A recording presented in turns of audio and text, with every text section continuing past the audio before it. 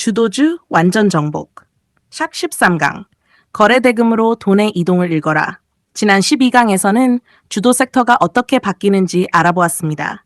기존 주도 섹터의 힘이 약해지고 새로운 산업으로 돈이 이동하기 시작하면 시장의 중심도 조금씩 바뀔 수 있습니다. 그렇다면 우리는 이 돈의 이동을 어떻게 발견할 수 있을까요? 여러 가지 방법이 있습니다. 외국인과 기관의 수급을 볼 수도 있고 차트의 상대적인 강도를 비교할 수도 있습니다. 하지만 오늘은 아주 중요한 하나를 공부하겠습니다. 바로 거래대금입니다. 거래대금은 시장에서 실제로 얼마나 많은 돈이 거래되고 있는지를 보여줍니다. 쉽게 말하면 시장의 관심이 어디에 집중되고 있는지 돈의 크기로 확인하는 방법입니다. 주도주를 찾고 싶다면 주가만 봐서는 안 됩니다. 돈을 봐야 합니다.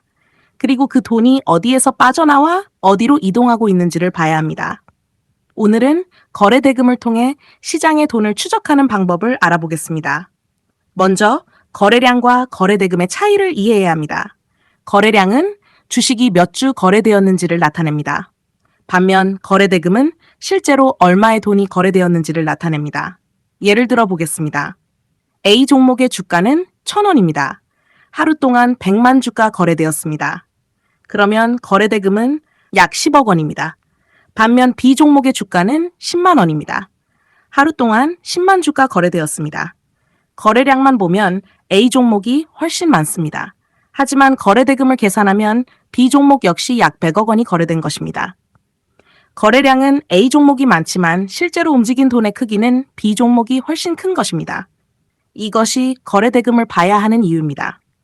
주도주는 큰 돈의 선택을 받는 경우가 많습니다. 특히 시장을 대표하는 대형 주도주가 움직이려면 상당한 규모의 자금이 필요합니다. 작은 돈으로는 시가총액이 큰 기업의 주가를 지속적으로 움직이기 어렵습니다. 그래서 우리는 거래대금 상위 종목을 살펴볼 필요가 있습니다. 오늘 시장에서 가장 많은 돈이 거래된 종목은 무엇인가? 그리고 그 종목들은 어떤 산업에 속해 있는가? 이 질문을 매일 반복하다 보면 시장 중심의 변화를 발견하는 데 도움이 됩니다. 예를 들어 어느 시기에는 거래대금 상위 종목 대부분이 반도체 기업일 수 있습니다. 대형 반도체 기업에 돈이 몰립니다. 반도체 장비 기업에도 돈이 들어갑니다. 소재와 부품 기업까지 거래대금이 증가합니다. 이런 흐름이 며칠, 몇 주 동안 계속된다면 시장의 큰 관심이 반도체 산업에 집중되고 있다고 볼 수 있습니다. 그런데 시간이 지나면서 조금씩 변화가 나타납니다. 반도체 종목들의 거래대금이 줄어듭니다. 주가도 이전처럼 강하지 않습니다. 반면 바이오 종목들의 거래대금이 증가하기 시작합니다. 처음에는 한두 개의 대장주만 움직입니다. 그 다음에는 같은 산업의 다른 기업들도 움직이기 시작합니다. 거래대금 상위 종목에 바이오 기업들이 하나둘씩 등장합니다. 그리고 이런 흐름이 지속됩니다. 그렇다면 우리는 시장의 돈이 이동하고 있을 가능성을 생각해 볼 수 있습니다. 물론 하루의 거래대금만 보고 판단해서는 안 됩니다. 어떤 종목에 큰 뉴스가 나오면 하루 동안 거래대금이 폭발적으로 증가할 수 있습니다. 하지만 다음 날 관심이 사라질 수도 있습니다. 이것은 단기적인 이벤트일 가능성이 있습니다. 주도주 투자에서 중요한 것은 지속성입니다.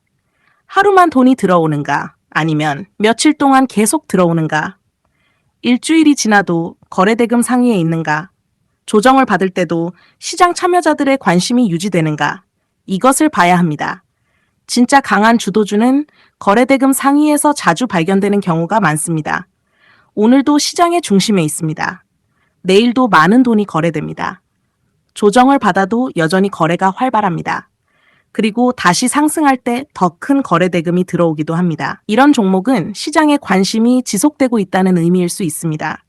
하지만 거래대금이 크다고 해서 무조건 좋은 것은 아닙니다. 거래대금이 증가하면서 주가가 크게 하락할 수도 있습니다. 이 경우에는 큰 매도 물량이 나오고 있을 가능성도 있습니다. 그래서 거래대금은 반드시 주가의 방향과 함께 봐야 합니다. 거래대금이 증가하면서 주가가 상승하는가 아니면 거래대금이 증가하면서 주가가 하락하는가? 이 차이는 중요합니다.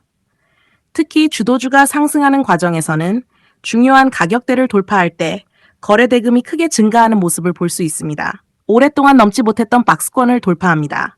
신고가를 만듭니다. 그리고 동시에 거대한 거래 대금이 발생합니다. 이것은 시장에 많은 돈이 그 돌파에 참여하고 있다는 신호가 될 수 있습니다. 반대로 거래 대금이 거의 없는 상태에서 주가만 갑자기 상승한다면 조금 더 조심해서 봐야 합니다. 시장 전체에 강한 관심을 받는 주도주인지 일시적으로 움직이는 종목인지 구별할 필요가 있기 때문입니다. 여기서 또 하나 중요한 것은 종목 하나만 보지 않는 것입니다. 우리는 산업 전체의 거래 대금을 봐야 합니다. 예를 들어 반도체 대장주 한 종목만 거래 대금이 증가하는 것과 반도체 대장주를 시작으로 장비, 소재, 부품, 여러 기업의 거래 대금이 함께 증가하는 것은 의미가 다를 수 있습니다. 하나의 종목만 움직이는 것이 아니라 산업 전체로 돈이 확산되고 있다면 강한 주도 섹터가 만들어지고 있을 가능성이 있기 때문입니다. 그래서 돈의 흐름을 볼 때는 세 단계로 보는 것이 좋습니다. 첫 번째, 시장 전체의 거래 대금을 봅니다. 현재 주식시장에 돈이 들어오고 있는지 확인합니다. 두 번째, 어떤 산업의 거래 대금이 증가하는지 봅니다. 반도체인지, 바이오인지, 방산인지, 조선인지, 원전인지, 새로운 산업인지, 어디에 돈이 집중되는지 확인합니다. 세 번째, 그 산업 안에서 어떤 종목에 가장 큰 거래 대금이 들어오는지 봅니다. 바로 여기에서 대장주 후보를 찾을 수 있습니다.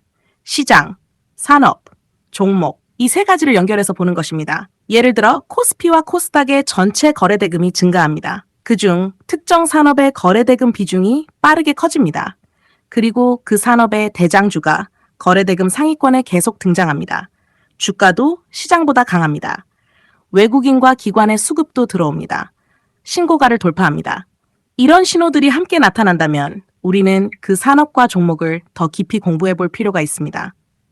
여기서 주도주 투자자에게 아주 좋은 습관이 하나 있습니다. 매일 장이 끝난 뒤 거래 대금 상위 종목을 확인하는 것입니다.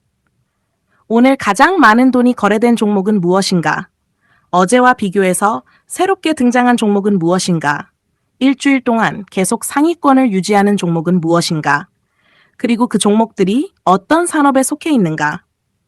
이것을 기록해 보십시오. 처음에는 큰 변화가 보이지 않을 수도 있습니다. 하지만 매일 반복하다 보면 어느 순간 패턴이 보이기 시작합니다. 지난달에는 반도체 종목이 많았는데 이번 달에는 다른 산업의 종목이 늘어나기 시작합니다. 그 산업의 대장주가 거래 대금 상위권에 계속 등장합니다. 주가도 강합니다. 시장이 떨어져도 잘 버팁니다. 그리고 시장이 반등하면 가장 먼저 움직입니다. 이것이 바로 돈의 흐름이 남기는 흔적입니다. 우리는 미래를 정확하게 예측할 수 없습니다.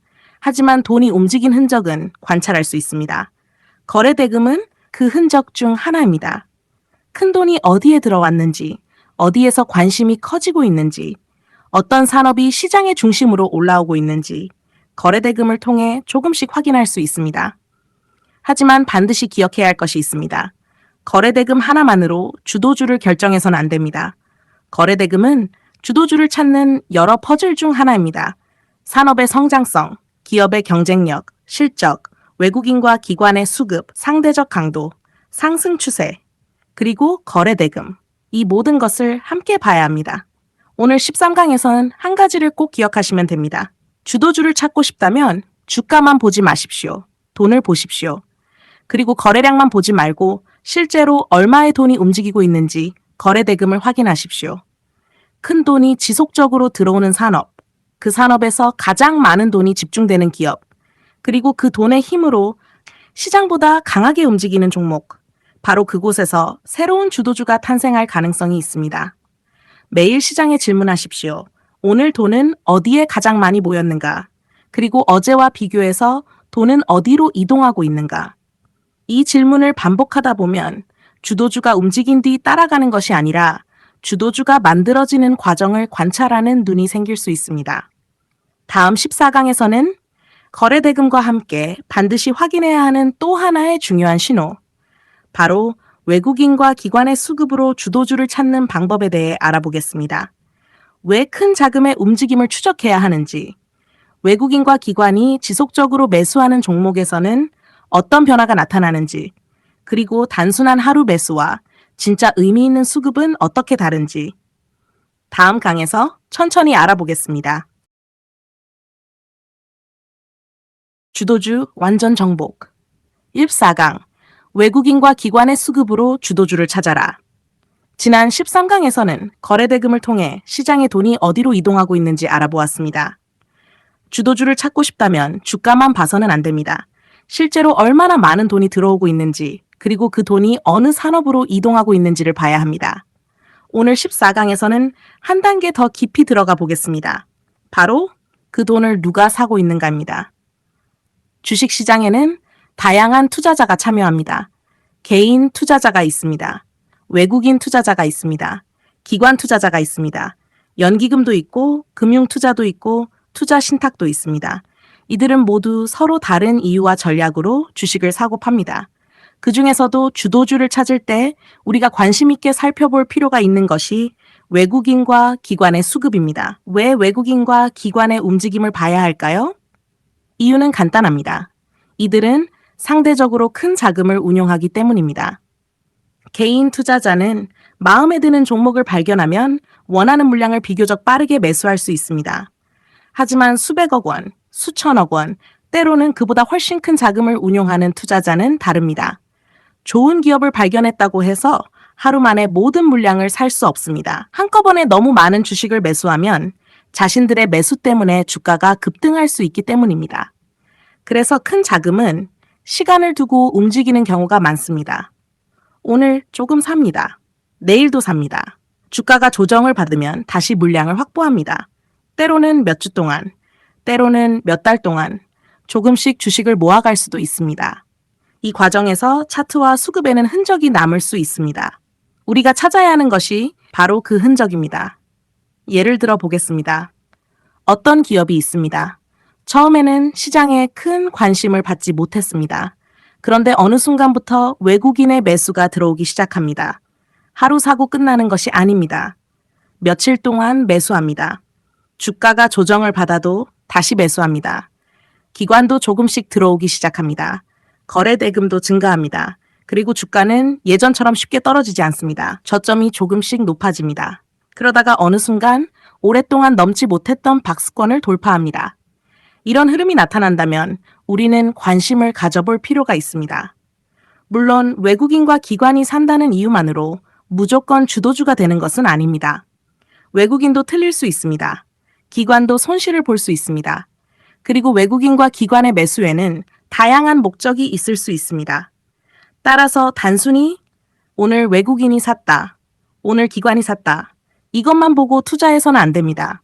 중요한 것은 방향과 지속성입니다. 하루의 순매수보다 누적된 흐름을 봐야 합니다. 예를 들어 외국인이 오늘 100억 원을 매수했다고 생각해 보겠습니다. 숫자만 보면 큰 매수처럼 보일 수 있습니다. 하지만 다음 날 200억 원을 매도할 수도 있습니다. 그렇다면 하루에 100억 원 매수만으로 의미 있는 수급이라고 판단하기는 어렵습니다. 반대로 하루 매수 금액은 크지 않더라도 10거래일, 20거래일 동안 꾸준히 매수가 이어진다면 그 의미는 달라질 수 있습니다. 그래서 우리는 수급의 연속성을 봐야 합니다. 며칠 동안 사고 있는가, 몇 주 동안 누적되고 있는가, 주가가 상승할 때만 사는가, 아니면 조정을 받을 때도 매수하는가, 이것을 관찰해야 합니다. 특히 주도주 후보에서 외국인과 기관의 동반 매수가 나타난다면 더 관심 있게 볼 필요가 있습니다. 외국인이 사고 있습니다. 기관도 사고 있습니다. 거래 대금도 증가합니다. 기업의 실적도 좋아지고 있습니다. 그리고 주가는 시장보다 강합니다. 이런 조건들이 함께 나타난다면 시장에 큰 자금이 집중되고 있을 가능성이 있습니다. 하지만 여기서 또 하나 중요한 것이 있습니다. 수급은 주가와 함께 봐야 합니다. 외국인과 기관이 계속 사고 있는데 주가는 오르지 않는 경우가 있습니다. 이때 우리는 질문해야 합니다. 왜 주가는 움직이지 않을까? 큰 매도 물량이 나오고 있는 것은 아닐까? 아직 충분한 매집 과정이 필요한 것일까? 반대로 외국인과 기관의 매수가 들어오면서 주가가 중요한 가격대를 돌파한다면 그 의미는 달라질 수 있습니다. 수급과 가격이 같은 방향으로 움직이기 시작했기 때문입니다. 특히 우리가 관심 있게 볼 수 있는 모습은 조정 구간에서의 수급입니다. 주가가 상승할 때는 많은 투자자가 따라 붙습니다. 그래서 누가 진짜 주식을 모으고 있는지 구별하기 어려울 수 있습니다. 하지만 시장이 흔들리고 주가가 조정을 받을 때 외국인이나 기관이 계속 매수한다면 어떨까요? 다른 투자자들이 두려워서 팔고 있을 때 큰 자금은 오히려 그 물량을 받고 있을 수도 있습니다. 그리고 조정이 끝난 뒤 주가가 다시 상승하기 시작합니다. 이때 수급이 계속 유지된다면 우리는 그 종목의 힘을 다시 확인할 수 있습니다. 그래서 주도주를 찾을 때는 상승할 때의 수급뿐만 아니라 하락할 때의 수급도 봐야 합니다. 시장이 마이너스 2% 하락했습니다. 대부분의 종목에서 외국인과 기관이 매도합니다. 그런데 특정 산업의 대장주에서는 오히려 매수가 들어옵니다. 주가도 시장보다 덜 떨어집니다. 이런 모습이 반복된다면 우리는 질문해야 합니다. 왜 큰돈은 시장이 떨어지는 날에도 이 종목을 사고 있을까? 바로 이 질문이 좋은 주도주를 발견하는 출발점이 될 수 있습니다. 또 하나 중요한 것은 외국인과 기관의 수급이 어디에 집중되는지 비교하는 것입니다. 종목 하나만 봐서는 큰 흐름을 놓칠 수 있습니다. 예를 들어 반도체 산업에서 외국인 매수가 계속 줄어듭니다. 반면 다른 산업에서는 외국인과 기관의 매수가 동시에 증가합니다. 그 산업의 거래 대금도 커집니다. 대장주도 시장보다 강하게 움직입니다. 그렇다면 시장에 큰 자금이 이동하고 있을 가능성을 생각해 볼 수 있습니다. 그래서 수급을 볼 때는 세 가지를 연결하면 좋습니다. 첫 번째, 시장 전체에서 외국인과 기관은 사고 있는가? 두 번째, 어떤 산업에 외국인과 기관의 자금이 집중되고 있는가? 세 번째, 그 산업에서 가장 강한 매수가 들어오는 종목은 무엇인가? 시장, 산업, 종목, 이렇게 큰 흐름에서 작은 흐름으로 내려오는 것입니다. 하지만 반드시 기억해야 할 것이 있습니다. 외국인이 산다고 무조건 따라 사는 것이 아닙니다. 기관이 산다고 무조건 좋은 기업도 아닙니다. 수급은 주도주를 찾기 위한 하나의 단서입니다. 산업의 성장성이 있어야 합니다. 기업의 경쟁력이 있어야 합니다. 실적이 좋아질 가능성이 있어야 합니다. 거래 대금이 뒷받침되어야 합니다. 차트의 추세도 살아 있어야 합니다. 그리고 그 위에 외국인과 기관의 지속적인 수급이 더해지는 것입니다. 이 조건들이 하나씩 맞아갈 때 우리는 주도주일 가능성을 더 높게 볼 수 있습니다. 주도주를 찾는 과정은 탐정이 단서를 모으는 것과 비슷합니다. 산업이라는 단서가 있습니다. 실적이라는 단서가 있습니다. 거래대금이라는 단서가 있습니다. 차트라는 단서가 있습니다. 그리고 수급이라는 단서가 있습니다. 하나의 단서만 보고 범인을 결정하지 않습니다. 여러 단서가 같은 방향을 가리키는지 확인합니다. 주도주 투자도 마찬가지입니다. 여러 신호가 하나의 종목을 가리키기 시작할 때 그 종목을 더 깊이 공부하는 것입니다. 오늘 14강에서는 한 가지를 꼭 기억하시면 됩니다. 하루의 수급보다 누적되는 수급을 보십시오. 외국인이 하루 샀다는 사실보다 얼마나 오랫동안 사고 있는지를 보십시오. 기관이 오늘 매수했다는 사실보다 조정을 받을 때도 계속 사고 있는지를 보십시오. 그리고 가장 중요한 것은 그 돈이 어느 산업의 어떤 대장주로 집중되고 있는지 확인하는 것입니다. 큰 돈은 하루아침에 움직이기 어렵습니다. 그래서 큰 돈이 이동하면 흔적이 남습니다. 수급의 흔적이 남고 거래대금의 흔적이 남고 차트의 흔적이 남습니다. 우리가 해야 할 일은 그 흔적을 하나씩 연결하는 것입니다.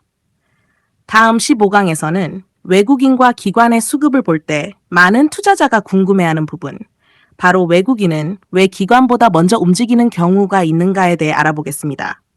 외국인과 기관은 무엇을 보고 투자하는지, 그리고 시장의 큰 흐름이 바뀔 때 두 투자 주체의 움직임에서 어떤 차이가 나타날 수 있는지 다음 강에서 천천히 알아보겠습니다.